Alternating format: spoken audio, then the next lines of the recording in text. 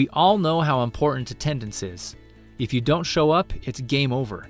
Yet, how many kids do show and are marked present only to then find a way to leave, whether it's to see the nurse, use the restroom, get a drink, whatever. They end up missing significant class time. The problem is that you've got so much to do that these kids keep pushing the envelope. And if they're smart, which they are, they can do it without even getting noticed.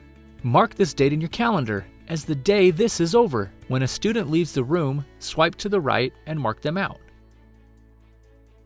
Of course, we have single swipe and full function for this too. Now watch this. While the child is out, you can single tap the student and see exactly how long the child has been out. When they return, simply double tap to mark them back. Finally, you have all the information at your fingertips. So for a quick review, take attendance, check homework, swipe up for positive feedback, down for undesirable behavior, right for real-time attendance, and a double tap always brings a student back into class. Identify students who need your attention the most based on equity and ratios. And we're not even done yet.